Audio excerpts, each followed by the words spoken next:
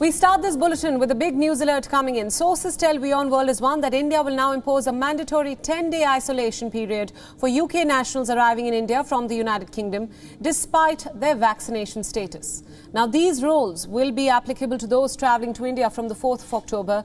All UK nationals will have to take mandatory quarantine efforts at home or at their destination address for a period of 10 days after arrival in India. Under the new guidelines, British travellers will need to undertake the following measures: a pre-departure COVID-19 test taken within 72 hours before arrival, a COVID-19 test on their arrival in India, a COVID-19 RT-PCR test on their 8th day of arrival, and as we mentioned before, a mandatory quarantine period of 10 days. Now, this comes as what is being called a reciprocal measure after Britain refused to recognise India's vaccine certificate. Remember that earlier the UK came under heavy criticism after it refused to recognise vaccines given anywhere except in North America and the European Union, mainly made by AstraZeneca, Pfizer and Moderna. Britain later reviewed its travel guidelines and said that these vaccines were administered elsewhere under different names and these will also be acceptable. However, the UK said that despite being vaccinated, Indian nationals would still have to undergo quarantine measures as its concerns were not about the vaccine but the vaccination certificate itself. For more on this story, our correspondent Siddhant Sibil is now joining us live on this broadcast from New Delhi. Siddhant, thanks for joining us. This, of course, is a big news development given the high volume of travel between the UK and India. Tell us about the significance of the Indian government's decision, especially for UK travellers.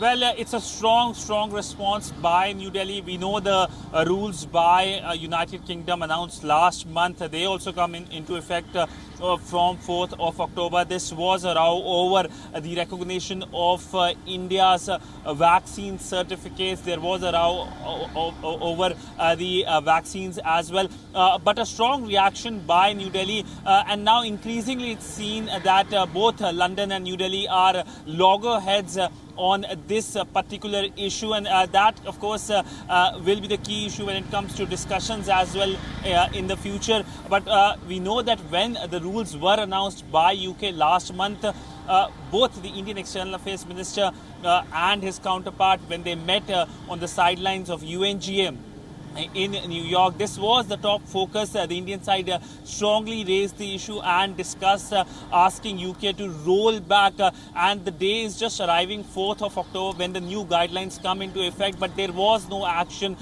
by UK. In fact, remember that the Indian Prime Minister, when he addressed the COVID summit virtually, the virtual COVID summit which was hosted by US President Joe Biden, the Indian Prime Minister specifically pointed out on mutual recognition of COVID vaccine certificate. There was, of course, the mention by the Indian Foreign Secretary that if UK does not relaxes the guidelines for India, then the reciprocal actions can happen. And now that has become a reality. But a strong political message as well from New Delhi to London when it comes to the entire issue. We know that UK needs India when it comes to trade, when it comes to the new geopolitics, and this issue can and has the potential to blow into the wider political relationship. We know relationship between the two countries is good, but this issue has the potential to change that, in a sense that this effectively bars the people-to-people connect. We know that there's a huge diaspora in UK, and UK has been proudly talking about that they have been the connecting link, the living bridge between the two countries. Right. Now, Siddhant, you just mentioned, of course, the issues that the UK initially had with India's vaccination certificate, even though it's a fact that India's Covishield vaccine is identical when it comes to the formulation to the AstraZeneca jab. So how is this decision when it comes to the travel restrictions for the UK being perceived as of now?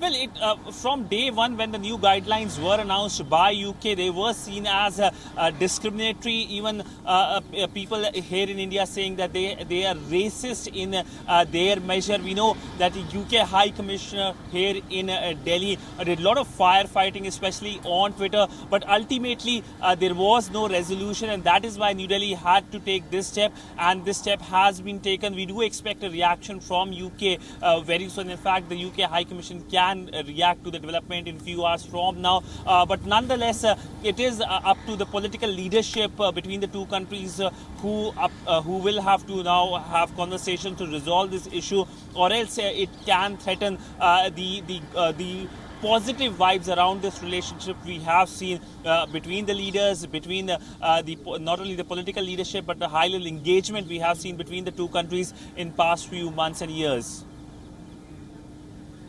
Right, Siddhant, thank you so much for all those inputs, and thank you for joining us on WION Dispatch at this hour. WION World is now available in your country. Download the app now and get all the news updates on the move.